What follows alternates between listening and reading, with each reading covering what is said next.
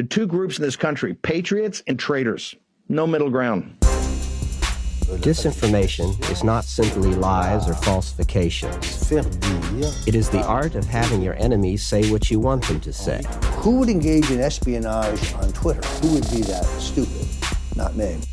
It's very important to educate people about these techniques. They have the Great Reset, we have the Great Awakening. Another type of active measure is the agent of influence. And why shouldn't I root for Russia, which I am? You know, it's very hard for journalists to accept that this has been going on. What do you get your opinions from? TV? Disinformation is actually a deliberately distorted or manipulated information that is leaked into the communication system of the opponent with the expectation that it would be accepted as genuine information and influence either the decision-making process, for example, or to influence or manipulate public opinion. I want to see these people go through misery because of their grooming against our children. Some questions remain unanswered. What is the effect of all these active measures? I did nothing wrong. Welcome to a premium episode of the Did Nothing Wrong podcast, where we cut through the noise and help you make sense of the chaotic information space around us. I'm Griff Somke. And I'm Jay McKenzie. We get asked a lot on this show, and we even ask ourselves this all the time. How did this person become an extremist? What made them this way? Are they true believers or opportunistic grifters? And I think the reality is it's pretty rare to ever really know, and it usually doesn't actually matter anyway. Yeah, because once you become an extremist and once you become the person that spews hate and lies and keeps going, once there's really nothing that can give you pause and make you stop what you're doing, it really doesn't matter much why you're doing it. Yeah, because you're going out there every day and doing it over and over again. And even if you feel bad about it later, that isn't stopping the hurt and damage you're causing. You sold your soul, or oftentimes you never had one to begin with. And yet sometimes when you look at one of these figures and you start to put the pieces together, you see enough of a pattern that you can't really look away because there's a story in there worth telling. A cautionary tale sometimes, and one that does help explain, at least in one case, how someone can get radicalized. And so here we are today to tell you the story of Robert F. Kennedy Jr. and how it seems he devolved into a full-blown, unhinged conspiracy theorist. We definitely want to make it clear that we do not want to apologize for his actions or minimize the harm he's causing. It is enormous. It is ongoing. Some of it will not be fully grasped or understood for years. And we'll get to all of that in all of its gruesome detail. So don't worry. Stay tuned. Right. But for now, let's talk about how a quirky but seemingly well-intentioned environmental lawyer, a spoiled rich kid who managed to kick a drug habit and become a productive member of society, went from being a pretty normal guy to one of the leading anti-vaccine personalities in the world. Or to put it another way, here's how Bobby Kennedy Jr. lost his damn mind. Right. And he did. He did. And we need to talk about bioweapons. The level, I know a lot now about bioweapons because I've been doing a book on it for the past 2.5 years, and you know, the technology that we now have to develop these microbes, we've put hundreds of millions of dollars into ethnically targeted microbes. The Chinese have done the same thing. In fact, COVID-19, there's an argument that it is ethnically targeted. COVID-19 attacks certain races disproportionately. The races that are most immune to COVID-19 are because of the structure of the genetic structure of genetic differentials among different races of the receptors of the ACE2 receptor. COVID-19 is targeted to attack Caucasians and black people. The people who are most immune are Ashkenazi Jews and Chinese. But we don't know whether it was deliberately targeted that or not. But there are papers out there that show the racial and ethnic differential impact to that. We do know that the Chinese are spending hundreds of millions of dollars developing ethnic bioweapons, and we are developing ethnic bioweapons. That's what all of those labs in the Ukraine are about. They're collecting Russian DNA, they're collecting Chinese DNA, so that we can target people by race. It's really hard to hear that and not come away with the impression that this is not a well man.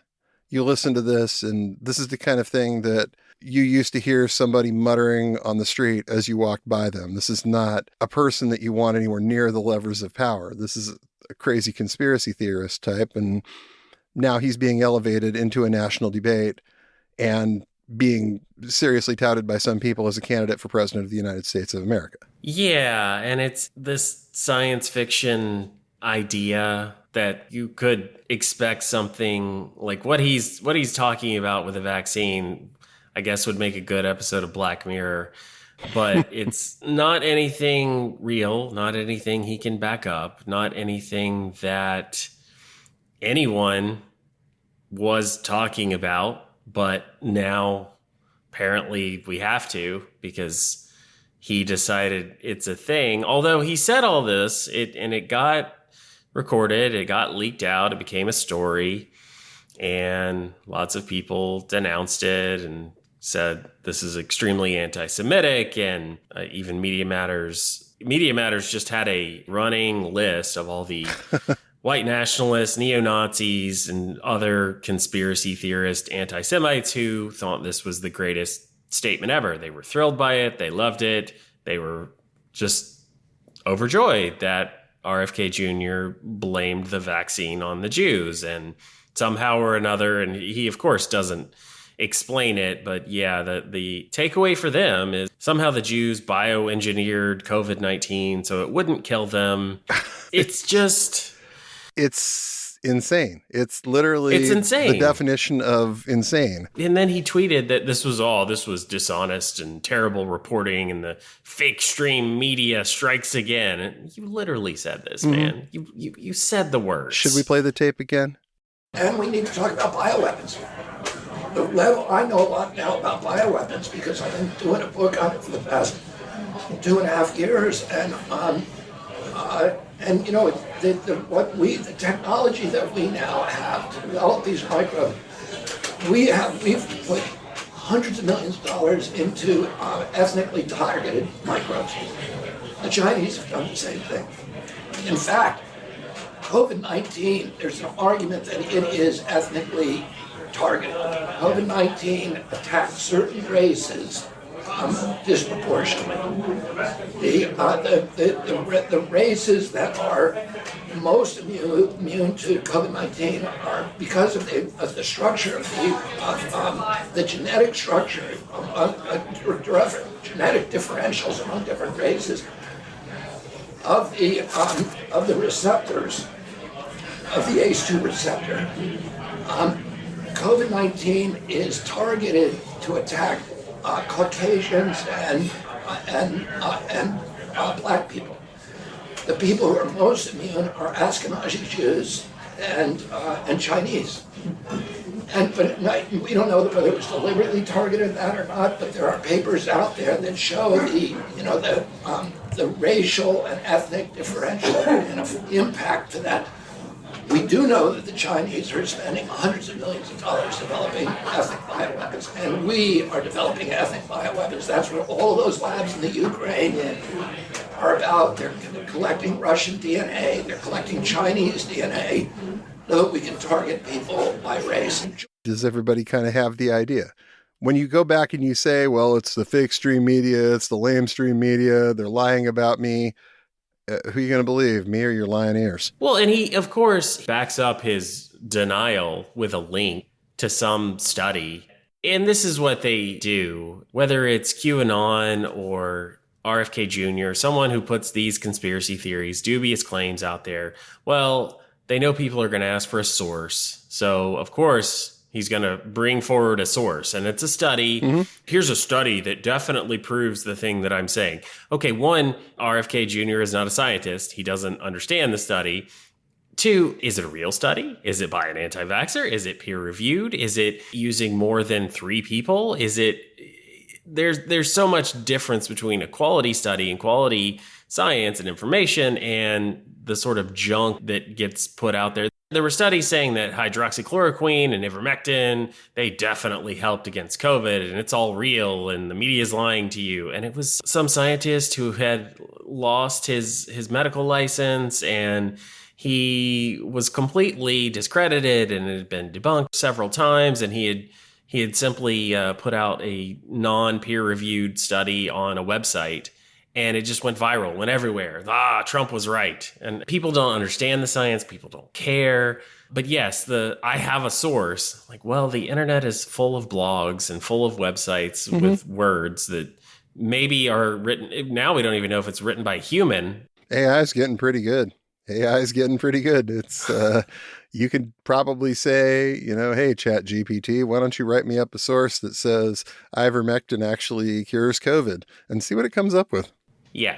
There was a time with these people when they just didn't have a source and they would just say things, and now they always have a source and they did their own research. But not all information is made equal, and I think the adults understand that. RFK Jr. does not seem to grasp it. But yes, you did say those words. They are crazy.